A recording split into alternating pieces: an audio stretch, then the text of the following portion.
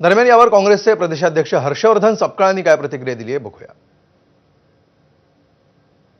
प्रस्ताव वेगवेगळे जे आले त्या वेगवेगळ्या प्रस्तावामध्ये काँग्रेसने आम्ही कुठल्याही प्रकारची तडजोड न करता की आम्ही कुठल्याही पद्धतीने भारतीय जनता पक्षासोबत जाणार नाही, आम्ही कुठल्याही पद्धतीनं शिंदे शिवसेनेसोबत जाणार नाही। भिवंडीमध्ये काँग्रेसच्या नेतृत्वात काँग्रेस प्रणित हे सेक्युलर फ्रंट जे आहे या सेक्युलर फ्रंटमध्ये आम्ही चर्चेकरता तयार होतो।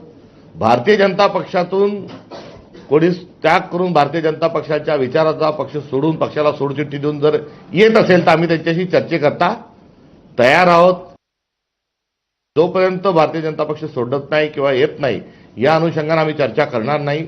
या भूमिकेला कुठेतरी साथ प्रतिसाद हा आम्हाला मिळाला आहे आणि नारायण चौधरी जे आहेत हे पहिले काँग्रेसचेच नगरसेवक होते। या पहिल्याच निवडणुकीत ते भारतीय जनता पक्षाच्या वतीनं ते उभे होते आणि त्यांनी त्यांचा स्वतंत्र एक गट त्या ठिकाणून त्यांनी वेगळा केला आहे आणि त्यांनी काल आम्ही भारतीय जनता पक्षापासून फारकत घेत आहोत असं सांगत असताना सेक्युलर फ्रंटमध्ये त्यांचा समावेश करण्याच्या अनुषंगाने त्यांनी घेतलेली जी भूमिका आहे त्या भूमिकेचा मी स्वागत करतो।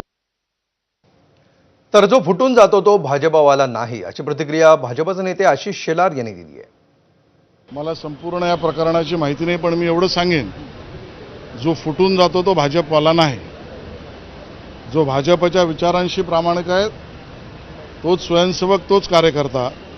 आणि नेमका भिवंडीच्या प्रकरणातली मी माहिती घेईन, पण जो सर्वसाधारणतः आमच्या विचाराशी फारकत घेतो तो भाजपचा नाही, तो भाजप फुटीर म्हणता येणार नाही, तो आम्हाला सोडून बेदखल झालेला आहे असं मी म्हणेन। प्रदेशाध्यक्ष यावर निर्णय घेतील।